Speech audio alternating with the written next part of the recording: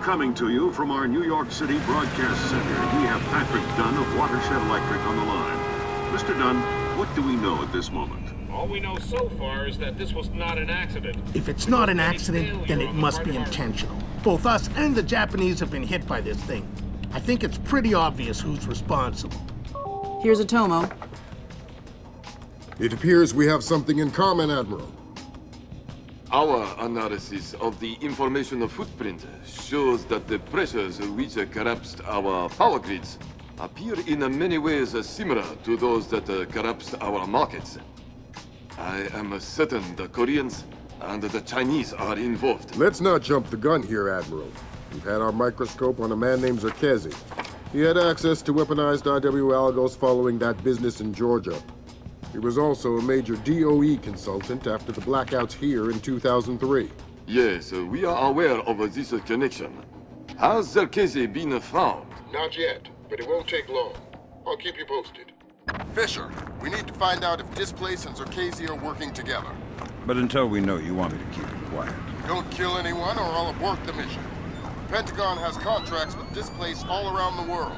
The President will have puppies if he finds out we're doing this. What the hell do I care what Marco says? I don't even know. I guess Ubisoft contradicted themselves. They said that you could kill all you want, but in this and another mission you can't.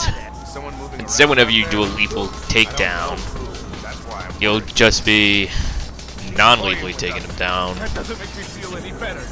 Are you hearing things? You can still try and headshot them, of course, but that'll just support the mission. And of course, you still have to pick one lock.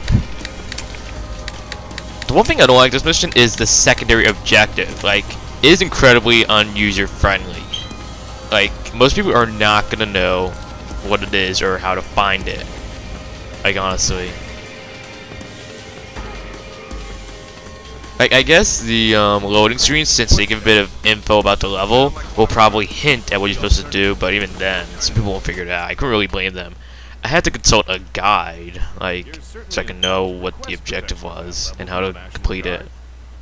I agree, but let's face it. And right here, you're just going to want to first OCP that ally, wait for the OCP to recharge, I saw something down there. and then you're going to want OCP the projector. Right there. You can just wait for them to finish their conversation and then walk off, and then you can tail one of them, and then do this. Use EV on the briefcase. Or instead, you could just tail one of them, and you can probably use the EV while they're moving. Or just follow them to their place.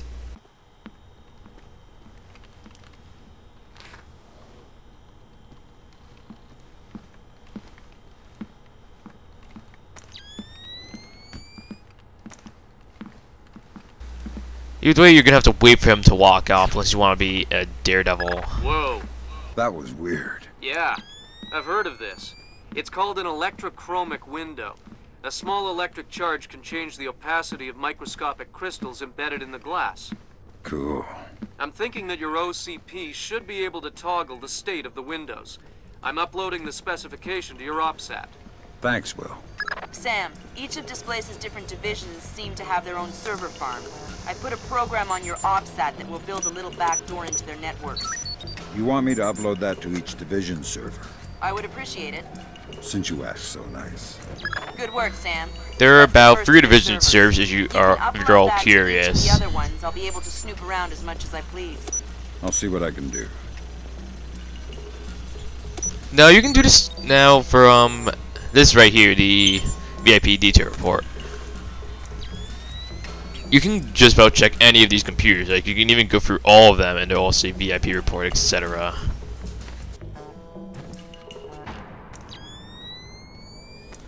So yeah, there's no killing at all. That's really the only restriction on this level. It's an interesting type of level. The last mission actually has the no killing restriction, but only for a little. Like about half of, like 3/4 or half of it, I guess. But the last mission is actually pretty fantastic in my opinion. It's only the second to last that is a real bitch. If you want to know why, it's because some enemies, I think I've said this before, I probably haven't, but the enemies will actually see me through the damn walls. Not even the enemies, the freaking civilians, and they'll freak out, and the thing is, the guards won't even notice, and it will count against me. And then in the final part of that level, you take out several bombs, but the enemies have night vision. They can see you from basically anywhere. So you basically have to rely on luck and ingenuity, I guess. When I get to that part, I'm gonna be like KOing all of them as much as I can. It was really the worst part of any Splinter Cell game. Although Tim Gruel thinks the part before that is the hardest part of the game, but he's a noob for thinking that. The part before that is ridiculously easy. Only a complete idiot couldn't do that. And those two computers I passed by before this room, you can hack them and then look through the camera, which isn't really worth it. It's just a waste of time. But what you can do here is, I don't know who's on there, but I think I might as well know. I think I might as well show that. But here, you can actually OCP that, and the guy will fall down, pass out.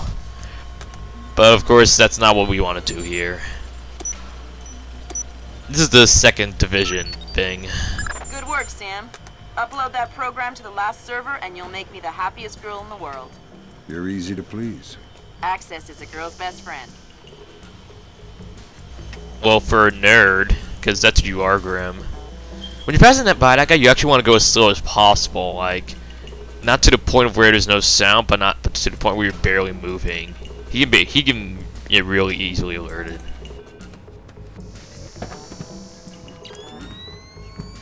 I did a previous practice run of this, and God, it's so infuriating, this entire level. Like, for the secondary objective. Then I found a workaround, and I actually managed to shave off 5 minutes of my time from that level. Like, it was 17 minutes for that try, and it was 12 minutes for this. And these guys right here are talking about either Prince of Persia: The Two Thrones or Prince of Persia: Warrior Finn. I think the former. I heard it's awesome. Gonna be game of the year, man. Can't wait to play it. Ubisoft, using their games to advertise themselves.